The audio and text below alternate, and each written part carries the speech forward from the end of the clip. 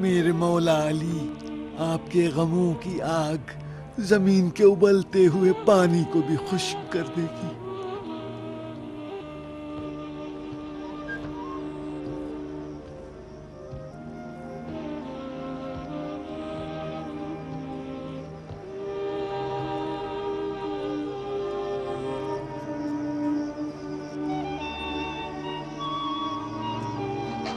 میں ہوں مولا ابو ذر، آپ کے ساتھ میری زندگی کو بھی ان کی جہالتوں نے سرد کر دیا ہے۔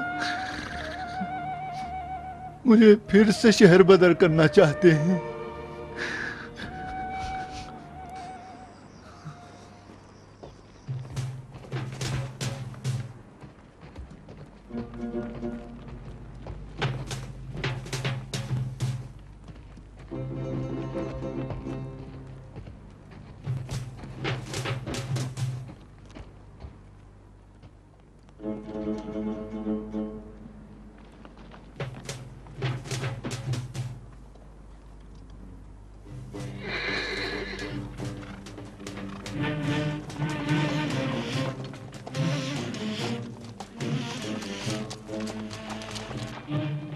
علی، حکم خلیفہ کو نہیں سنا آپ نے؟ خلیفہ کا حکم ہے کہ ابو ذر کو کوئی رخصت کرنے نہ جائے۔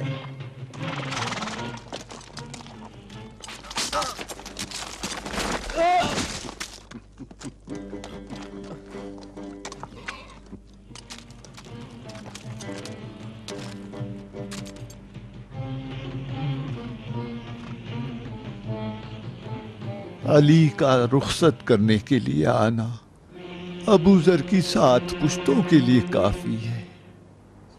امام علیہ السلام نے مروان بن حکم کا مقابلہ کر کے ابو ذر کو رخصت کیا اور فرمایا، ابو ذر، تمہارا غصہ اللہ کے لیے ہے، لہٰذا تم اسی سے امید رکھو۔ یہ قوم اپنی دنیا کے بارے میں خوف زدہ ہے اور تمہیں دین کی تباہی کا خوف ہے۔ ابو ذر، حقیقت سے مانوس رہو اور باطل کے علاوہ کسی اور سے مت گھبراؤ۔ ابو ذر، یہ جان لو کہ اللہ ہے جو تنگیوں میں اپنی رحمت سے راہوں کو کھول دیتا ہے۔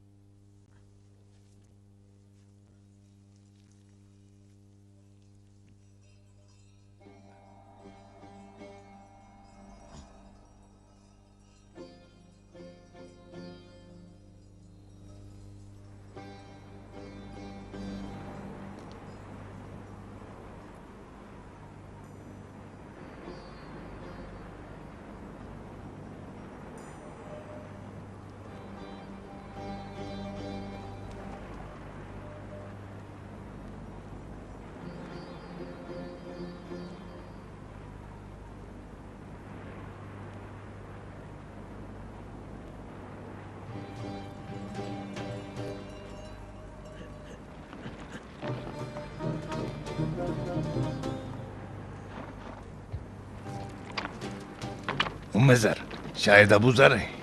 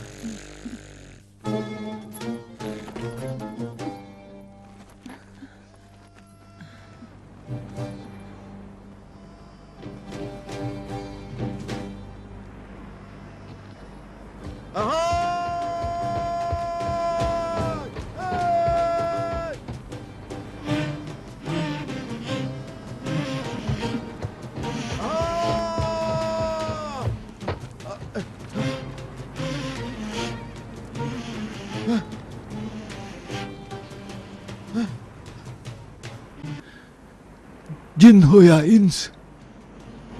ام زر ہوں. تم خود ہو؟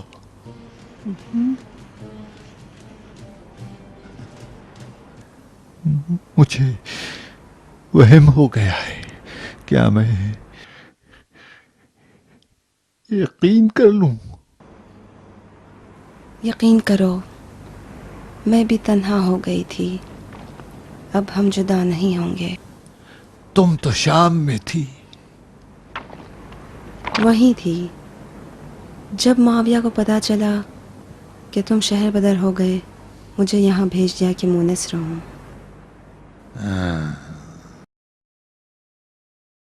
معاویہ نے بھی ثواب کا کام کر دیا. ام زر خوش آمدید.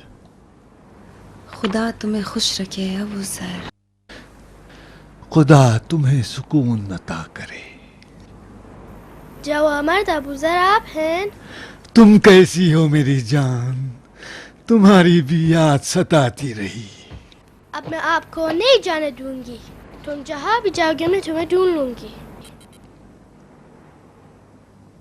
اچھا ام زر، ہم لوگ چلتے ہیں.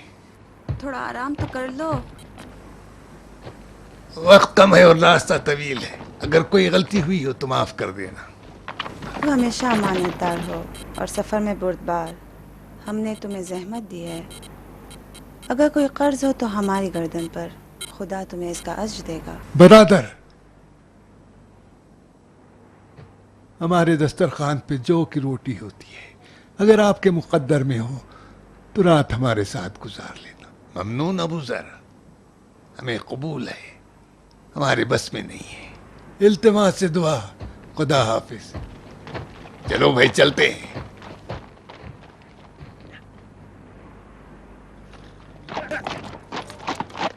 چلو.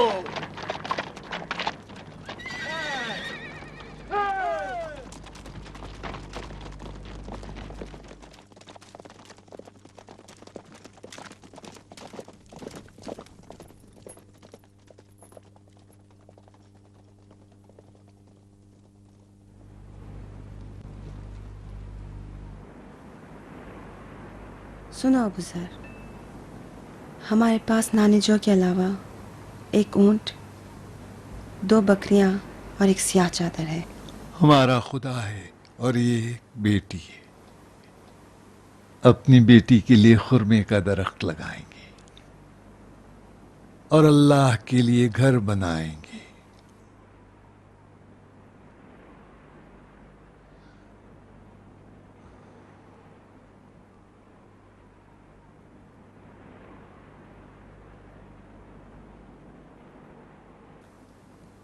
ام زر، شاید ربضا ہماری آخری منزل ہے.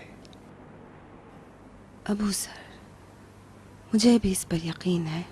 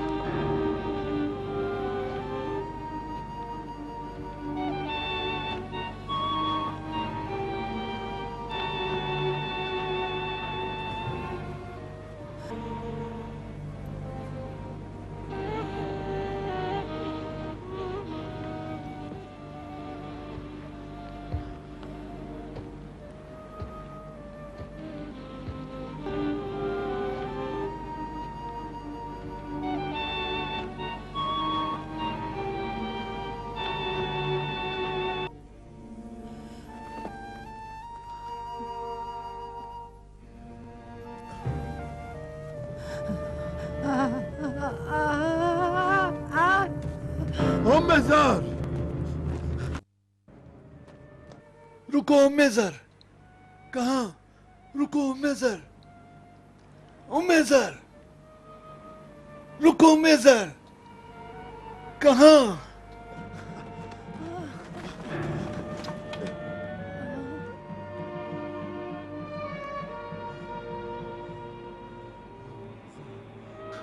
बेसब्री न करो, बेसब्री न करो उम्मे ज़र।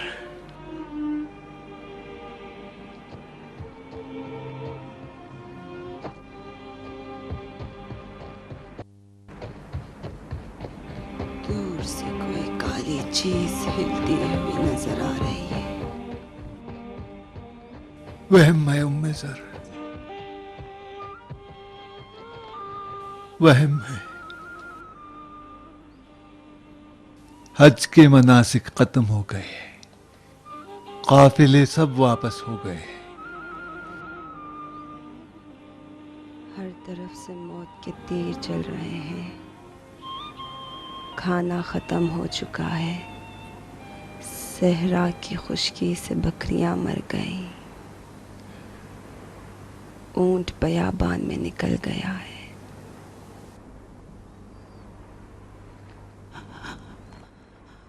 हमारी बेटी अबू सर हमारी बेटी।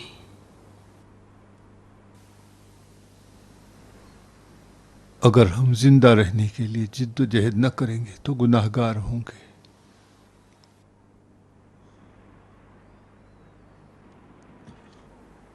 कहाँ?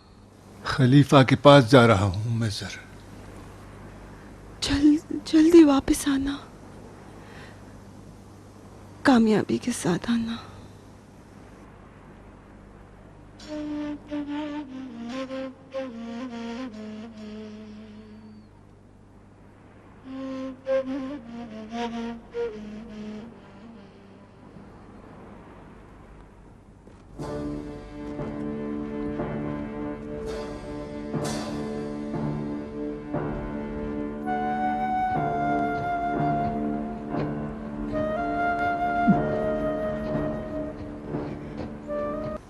बड़ी देर लगा दी अबू सर।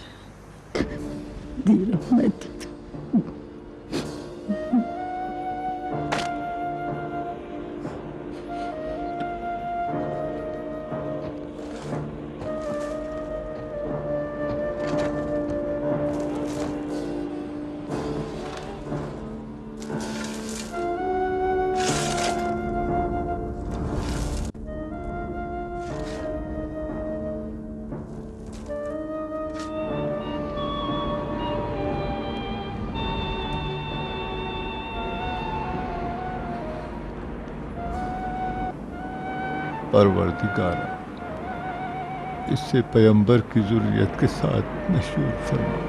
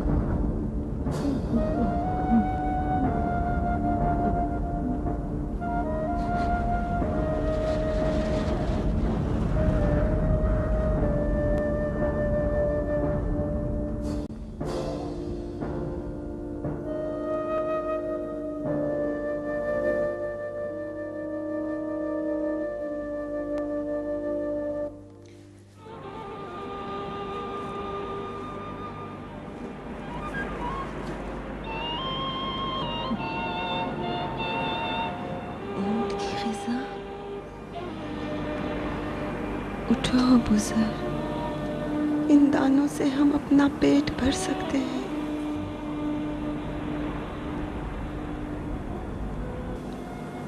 اونٹ کی غذا،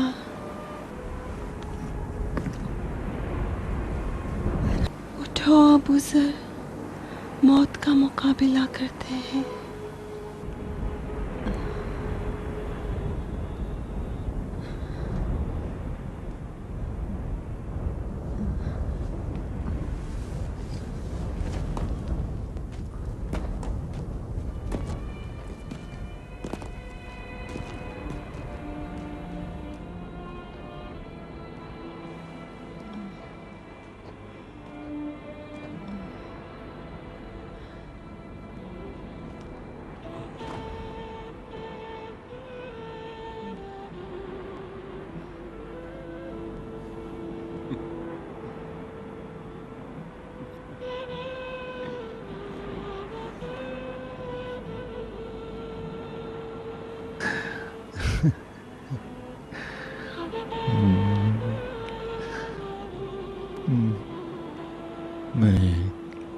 میں کیوں نہ ہنسوں جب کہ موت کے خوف نے مجھے اس قدر حریص بنا دیا ہے۔ یہ تم کیوں کوشش کر رہی ہو؟ ہم دنیا میں جینے کے لیے آئے ہیں۔ ہم خاک میں مل کر سر بلند ہوں گے۔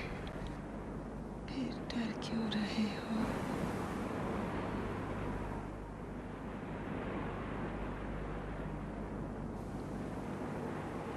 بوڑھے کا موت سے ڈرنا ایک بچے کے رونے کی مثال ہے۔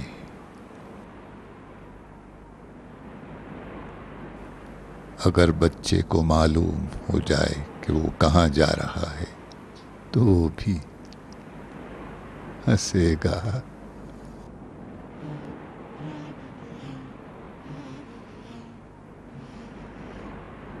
اشہد ان لا الہ الا اللہ اشہد ان محمد رسول اللہ اشہد ان علی ولی اللہ۔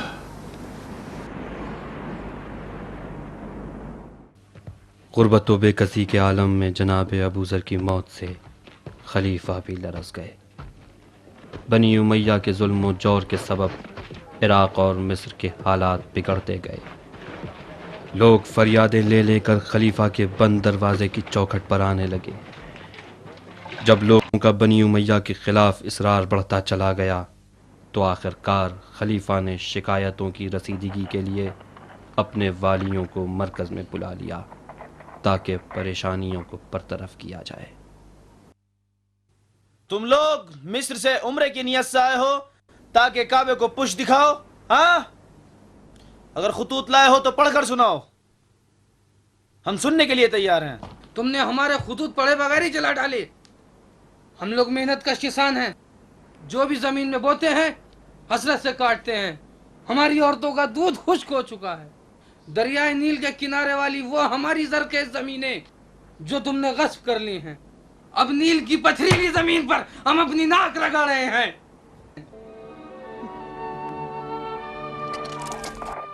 تم نے کیوں ترک وطن کر دیا مالک؟ کیا کوفے سے بیزار ہو؟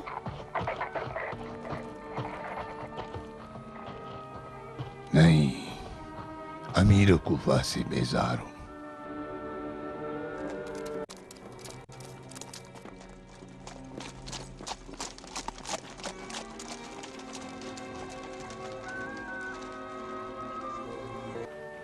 کوفے کا کام تمام ہو چکا ہے زبیر۔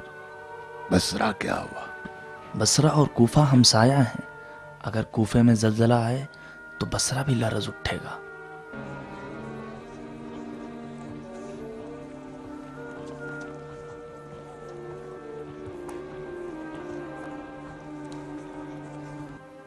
کب تک اپنے دیار سے دور رہو گے مالک؟ ڈر ٹھہر کر دیکھتا ہوں کہ خلیفہ عمرا سے مشورے کے بعد کیا کرتے ہیں۔ ان دھوکوں میں مت آنا، ظلم بھی انہی لوگوں نے کیا ہے جو خلیفہ کے ساتھ مشورے کر رہے ہیں۔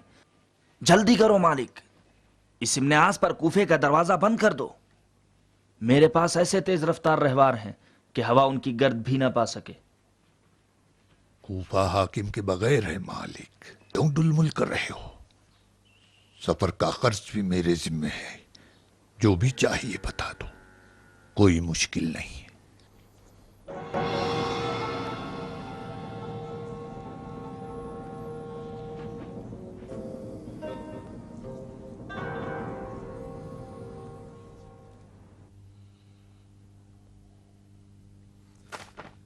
سنو کیا لکھا ہے۔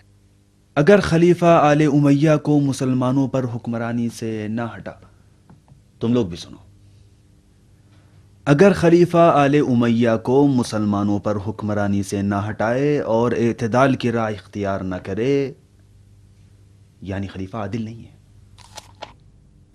اور راہ اعتدال اختیار نہ کرے اور شیخین کی سیرت پر عمل نہ کرے، تو ایسی صورت میں مہاجر و انصار خلیفہ سے اپنی بیعت کو باطل شمار کریں گے۔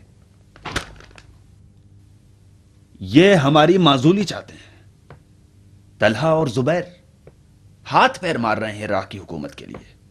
سعد ابن ابی وقاص کوفے کا معزول امیر اور عمرو ابن عاص مصر کا معزول امیر، یہ دونوں ابھی تک اپنی کھوئی ہوئی ریاستوں کے غم میں آزادار ہیں۔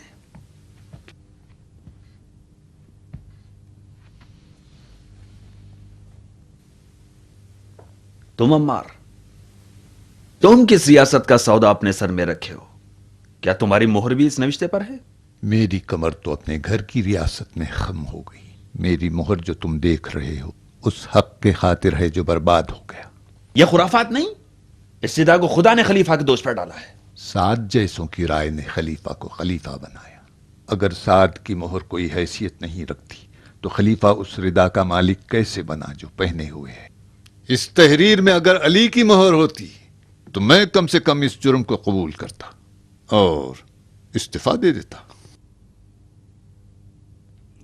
کم سے کم تم علی کی خاموشی کی حکمت جانتے ہو۔ بس اتنا جانتا ہوں کہ علی کنویں کھودنے میں بہت ماہر ہیں۔ یہ بھی سنا ہے کہ زمین کی تہوں میں پانی کی آوازیں قلقل بھی سن لیتے ہیں۔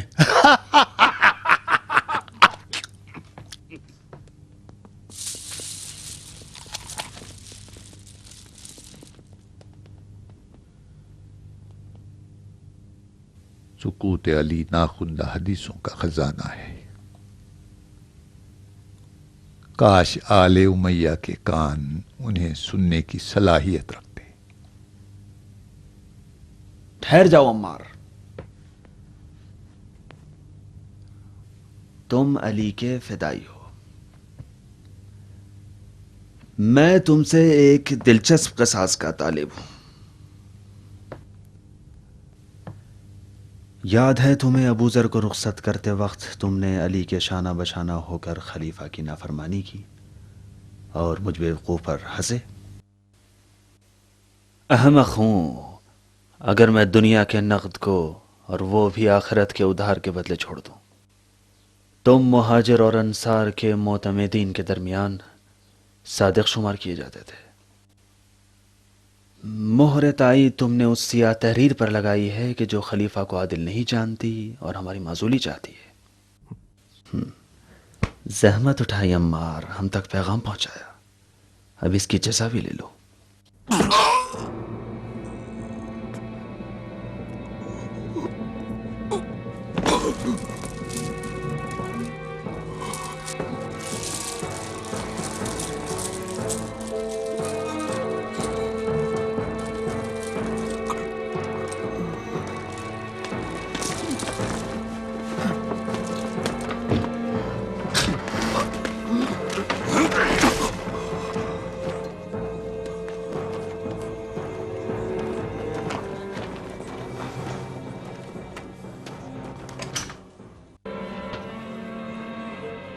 اٹھو، اس بد تہذیب قوم کا ہم تماشا بن گئے ہیں۔ عمار، مجھے چھوڑو مالک، میری عادت خراب نہ کرو۔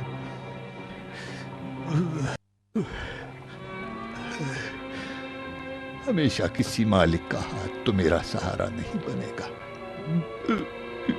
کسی زمانے میں ابو جہل کا غلام تھا اور مرید محمد۔ ابو جہل کا تازیانہ، عمار کا سیاہ جسم اور وہ گرم پتھر، کبھی محمد سے عقیدت کے جرم میں تو کبھی علی سے الفت کی سزا میں۔ دیکھ رہے ہو مالک، میرا دل اور زبان ان کی محبت کے لیے کافی ہے، اور میرا جسم ہمیشہ کے لیے غلام ابو جہل رہے۔ ہم اپنا وقت تلف کر رہے ہیں عمار۔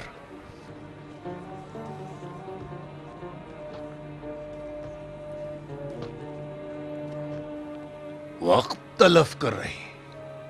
اس قوم کی ریاست طلبی کا علاج خون ہے، نہ نصیحت۔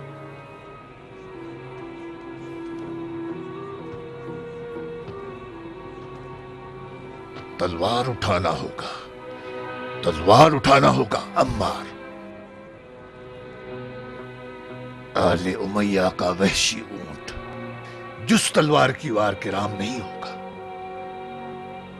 میں چلا مالک، علی سے غافل نہ ہونا۔ ہم لوگ بے غیرت ہیں عمار۔ علی برسوں سے اپنی خاموشی کے ذریعے ہماری وفاؤں کے منتظر ہیں۔ چلیں کوفے کی جانب۔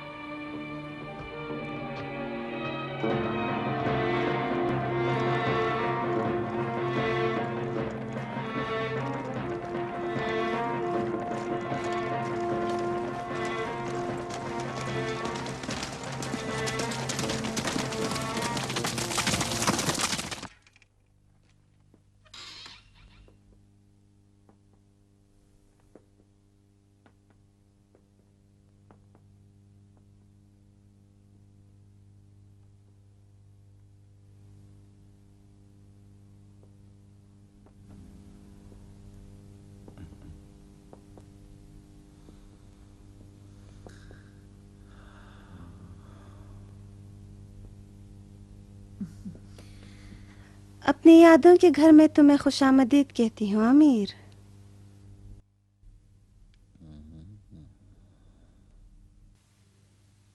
یہ گھر آج بھی خوفناک ہے۔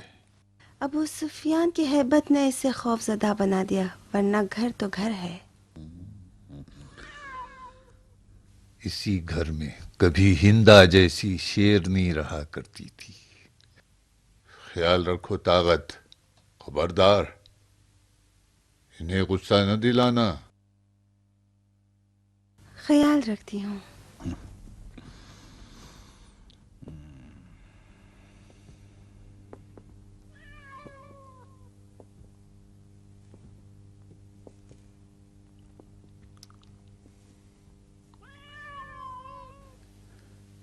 اس ویرانے کو چھوڑ دو بابا، آپ کے لیے ایسا محل بنواؤں گا جو محمد کی جنت سے بھی بہتر ہو۔ تمہاری جنت تمہیں مبارک۔ میں ایسا گھر چاہتا ہوں جس میں خود حکومت کروں۔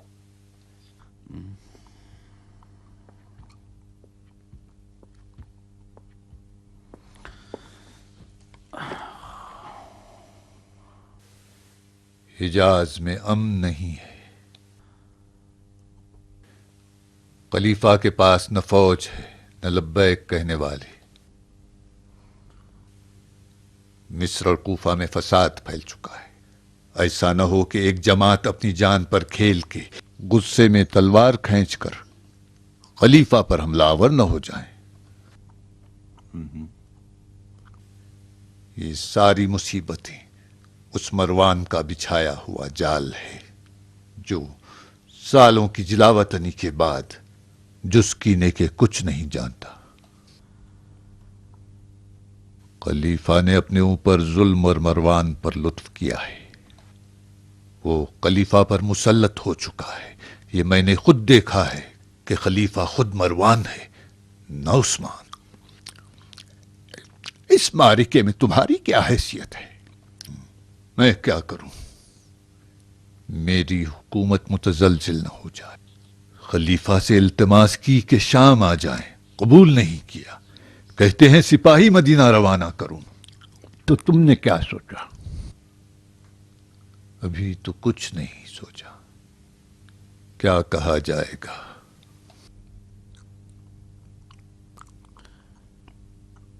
یہ کیا کھا رہے ہو؟ اونٹ کے گردے.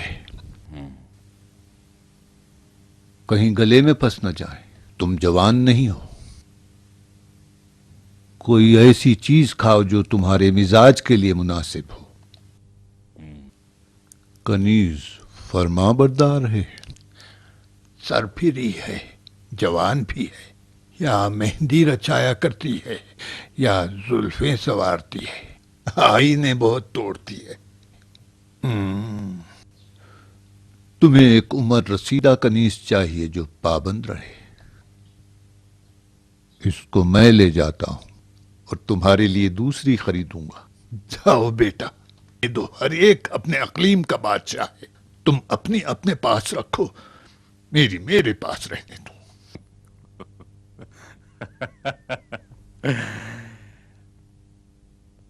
بیٹا باپ سے نہیں چراتا. ہاں، اگر ہندا کا بیٹا نہ ہو، باپ کی میراث تو بیٹے کو مل ہی جائے گی، اس شرط پر کہ ابو سفیان مر جائے. نہیں بابا، میں مذاق نہیں کر رہا ہوں. میں چاہتا ہوں کہ کوئی تمہاری خاطر کرے. مجھے اس کے ساتھ رہنے کی عادت ہو چکی ہے. کاش کہ میرے ساتھ شام آ جاتے. شام میرے لیے سازگار نہیں ہے. مجھے سرزمین حجاز چاہیے. مجھے شام لے جاؤ گے تو میری روح کو کیا کرو گے؟ چاہتے ہو شام میں نابود ہو جاؤں؟ حجاز پہلے سے زیادہ ناامن ہو چکا. میں نے آج سے بھی زیادہ ناامن زمانہ دیکھا ہے. جب محمد نے کعبے کی سرداری ہم سے چھین لی اور ہمارے ہی گھر میں ہم پر حکم چلایا تھا، بھول گئے؟ میں اس دن جان بچا کر نہ بھاگا تو آج کس طرح گھر چھوڑ دوں؟ ان دنوں شام نہیں تھا، حجاز میں محمد تھے. سب ان کی بات مانتے تھے. لوگوں میں ایک دلی تھی. ڈرو حجاز سے. آج حجاز کی تمام زمینوں میں آل امیہ کی نفرت کا بیج بو دیا گیا ہے. جدھر دیکھو خون خون خون. خون سے کیا اگتا ہے جز لٹکتی ہوئی تلواریں. اپنی جان بچاؤ اور شام آ جاؤ.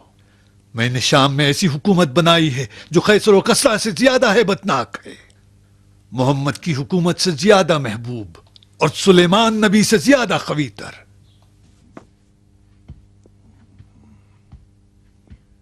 اگر تم یہ نہ کرتے تو ابو سفیان کے بیٹے نہ ہوتے. اب جاؤ، خلیفہ کو فوج روانہ کرو جو تم سے مانگی ہے. میں اپنی فوج کو سرزمین حجاز پر قربان نہیں کروں گا. اگر مروان ایک لائق خلیفہ ہے تو اپنے مسائل خود حل کرے. حکومت اگر اسی طرح دوسروں کے بوجھ کو کاندھا دینے لگ جائے تو ہم ہار جائیں گے. اگر خلیفہ کی موت کے بعد تمہیں حجاز والوں کی بیعت چاہیے تو بے طرف رہنا.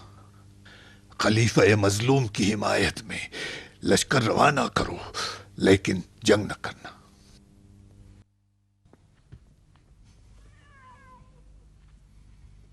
جانتا تھا کہ یہ گدھے کا بچہ خلیفہ کے قتل کا سبب بنے گا. قبیلے کی حرمت جائے جہنم. یہ بے غیرت نمک کی بھی حرمت نہیں جانتا. افسوس یہ پھول جیسی مریم درندہ صفت کے پلے پڑی ہے.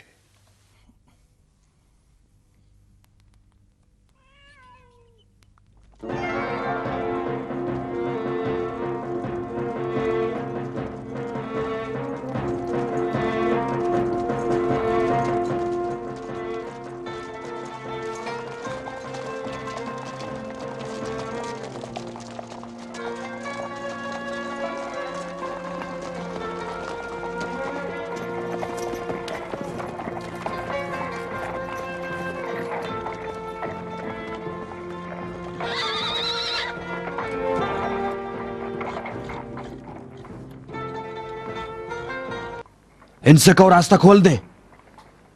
راستہ کھلا ہے سعید، مگر صرف قافلوں کے لیے. ہم نے اپنے گھر کے دروازے بنی امیہ پر بند کر دیے ہیں۔ کوفے والے ابو موسیٰ اشعری کو اپنا رہبر سمجھتے ہیں۔ جاؤ خلیفہ تک ان کا پیغام پہنچا دو۔ خلیفہ نے ہمارے ساتھ مشورہ کیا، ایسی غلطیاں دیکھی جنہیں حل کرنا چاہتے ہیں۔ جب ہاتھ سے گرا کھل سکتی ہے تو پھر دانت سے کیوں کھولیں؟ ہم خلیفہ سے وہی چاہتے ہیں جو مہاجر و انصار کے رؤساء نے لکھا ہے۔ یہ جان لو کہ خلیفہ پر پہلی تلوار تم اٹھاؤ گے مالک، اور جنگ برادر کشی کا پہلا خون جو زمین پر گرے گا تا قیامت خوش نہیں ہوگا۔ پہلا خون؟ تم امت محمد کے گلے میں ابدی لعنت کا توق پہناؤ گے۔ پہلا خون دینار کا خون تھا جو کوفے میں بہا۔ مدینے میں پسلی کی ہڈیاں توڑی گئیں۔ صحرائے ربضہ میں ایک ایسے مرد کی قبر بنی کہ جب تک دنیا قائم ہے اس کی فریاد دلوں کو برماتی رہے گی۔ جاؤ سعید، پھر کبھی کوفہ آنے کا ارادہ نہ کرنا۔ کوفے والوں نے اپنے آپ کو مسلح کر لیا ہے۔ سبھی تیر انداز، شمشیر زن اور نیزے چلانے والے ہیں۔ جو کام مردوں کے بس میں نہیں ہوگا اسے کوفے کی عورتیں پتھروں سے انجام دیں گی، اور جب پتھر نہیں ہو تو اپنے بچوں کو پتھر کے بجائے جھولیوں میں بھر کے دشمن کی طرف پھینکیں گی۔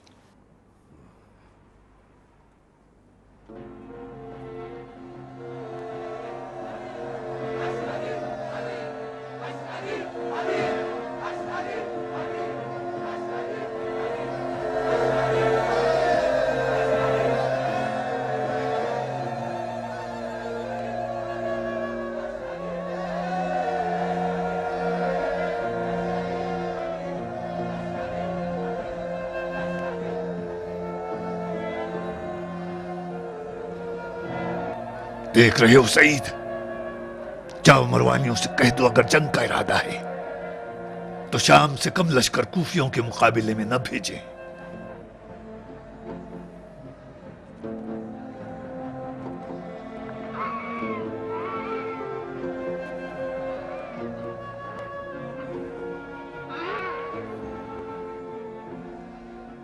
میں کوفے کو نہیں چھوڑ سکتا مالک، چاہے مجھے قتل کر دو یا معاف کر دو۔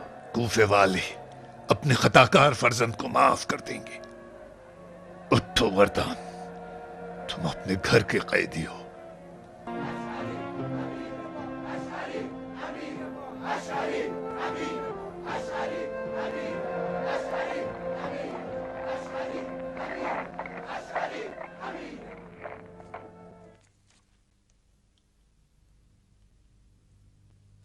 امو جان، کوفے کو تباہ نہ کریں۔ کوفہ شری کے حوالے کیا تو سارا عراق ہاتھ سے نکل جائے گا۔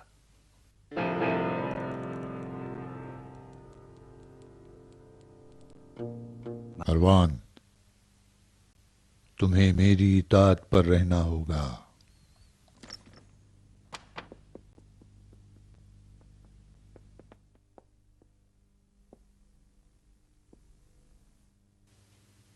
امو جان،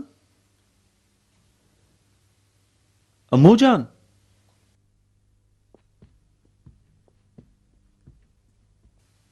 تاغد،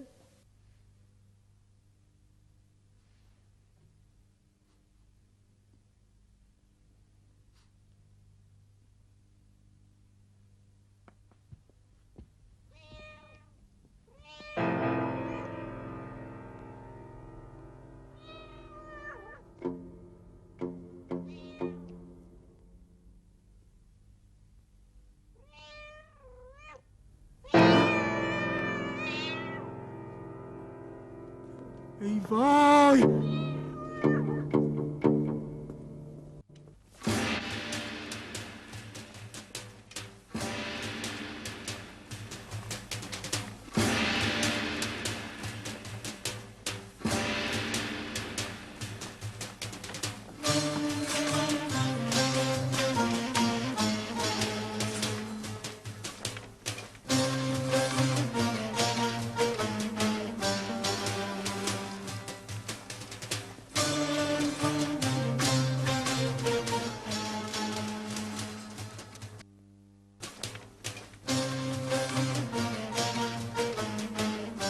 خلافے میں مالک اشتر کے قیام کے بعد محمد ابن ابی حذیفہ اور محمد ابن ابی بکر نے مصر میں قیام کیا۔ یہ دو محمد دو خلیفہ کے بیٹے تھے، ایک خلیفہ سوم عثمان کا منہ بولا بیٹا اور ایک پہلے خلیفہ ابو بکر صدیق کا بیٹا۔ یہ دونوں پریشانیوں کا اصلی سبب مروان ہی کو سمجھتے تھے، لہٰذا انہوں نے عزم کیا کہ ظلم و جور کے چشمے کو خشک کر دیں۔ عثمان کے منہ بولے بیٹے محمد ابن ابی حذیفہ کے مصر میں قیام کے بعد ام المومنین عائشہ کے بھائی کی سالاری میں کچھ مصریوں نے مدینے کا رخ کیا۔ عائشہ بھی مروانیوں سے ناخوش تھیں اور جانتی تھیں کہ مدینے میں رہیں تو میدان منازعہ گرم رہے گا، لہٰذا ہوشیاری کرتے ہوئے عمرے کے بہانے مکے کا رخ کیا۔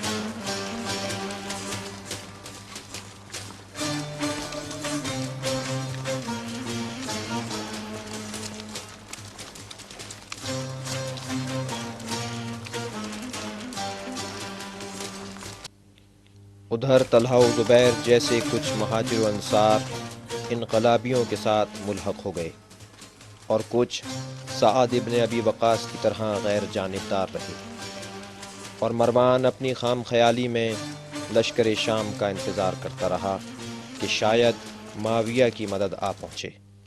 قاصد پر قاصد شام روانہ کیے گئے، لیکن نہ قاصدوں کی خبر آتی اور نہ ہی لشکر شام کی۔ خلیفہ بالکل اکیلے رہ گئے۔